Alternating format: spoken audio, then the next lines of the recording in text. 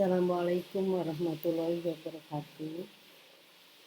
Hari ini kita akan membahas tentang evaluasi kinerja dengan cara penggunaan varians. Jadi kita melakukan analisis varians yang tujuannya adalah mengevaluasi kinerja. Seperti yang kita ketahui bahwa salah satu manfaat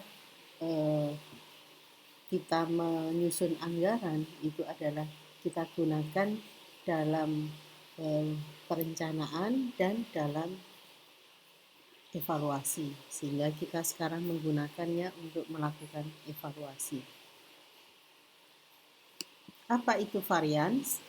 Varians adalah sebuah perbedaan, sehingga analisis varian itu merupakan analisis perbedaan yang digunakan untuk membandingkan antara realisasi dengan anggaran yang sudah dibuat.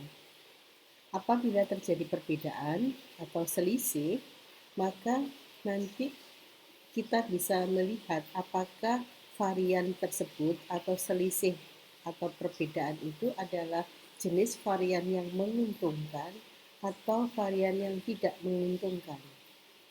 Baik yang menguntungkan maupun tidak menguntungkan itu nanti kita anggap sebagai varian yang bisa ditolerir. Biasanya kalau yang menguntungkan ya dibiarkan saja, tetapi yang tidak menguntungkan itu dianggap bisa ditolerir apabila perbedaannya kurang dari 5%. Jadi kalau kurang dari 5% itu perbedaannya dianggap masih wajar sehingga dianggap immaterial.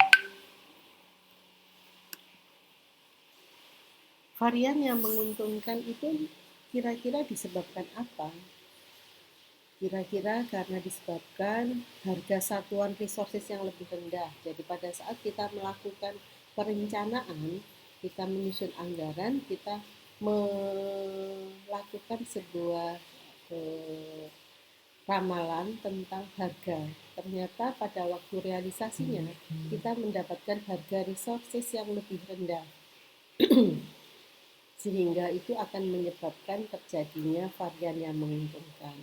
Atau jumlah kebutuhan resources yang lebih sedikit. Khususnya adalah kebutuhan resources untuk biaya yang sebenarnya merupakan biaya tetap. Karena kalau kebutuhan resourcesnya lebih sedikit tetapi merupakan resources yang bersifat variabel, maka berarti varian tersebut belum bisa disebut sebagai varian yang menguntungkan, karena kan otomatis nanti targetnya tidak akan tercapai. Jadi yang ketiga adalah jumlah layanan yang sama atau lebih besar daripada standar atau target.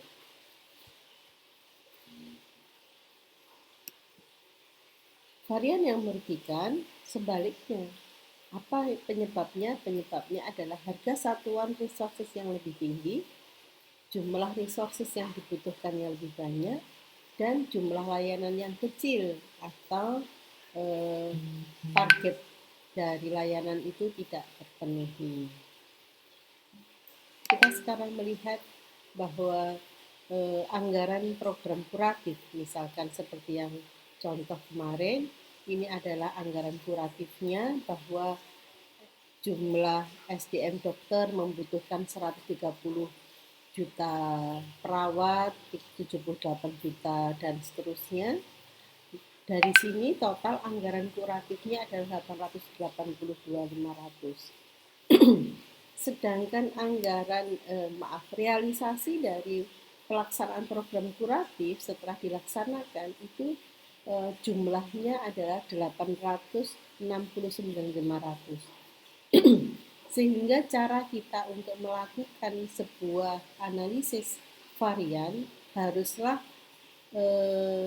tabel ini kita bandingkan dengan tabel sebelumnya tadi.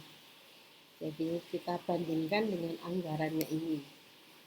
Maaf, seharusnya tabel ini harusnya bisa kita teruskan ke samping sehingga bisa kita bandingkan antara anggaran dengan realisasi. Jadi sekarang saudara lebih baik mungkin mengcapture foto ini, kemudian nanti kita bandingkan dengan realisasi program.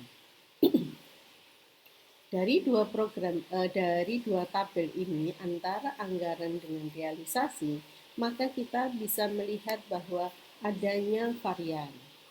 Varian dari total sebesar 13 juta, yaitu antara realisasi dengan anggarannya. Jadi ini anggarannya, ini realisasinya, jadi ada efisiensi sebanyak 13 juta. Sehingga efisiensi ini kita sebut sebagai varian yang menguntungkan. Apa penyebabnya? Penyebabnya kalau saudara perhatikan adalah adanya biaya umum listrik telepon air per bulan yang realisasinya lebih rendah daripada standar. Kemudian adanya biaya obat-obatan per pasien yang lebih rendah dan adanya jumlah pasien yang dilayani yang lebih banyak. Ini yang akhirnya menyebabkan terjadinya analisis biaya yang menguntungkan. Kita lihat kembali data anggaran dan realisasi pendapatan. Yang di atas adalah anggaran pendapatan. Mohon maaf, ini sebenarnya adalah jumlah anggaran pendapatan. Ini adalah jumlah anggaran pendapatan sebanyak 1,8 M. Ternyata realisasinya adalah 1,937.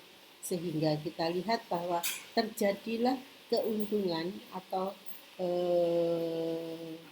varian yang menguntungkan karena realisasi pendapatannya lebih tinggi daripada anggaran pendapatan.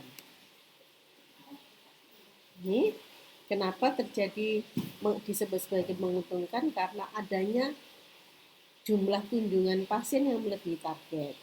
Kemudian adanya jenis tindakan yang membutuhkan tarif lebih besar, sehingga rata-rata tarif tindakannya menjadi lebih besar 25.000 per tindakan.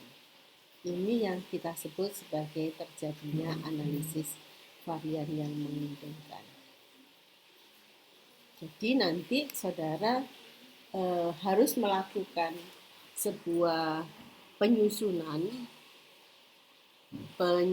program, di mana program tersebut harus saudara susun anggarannya.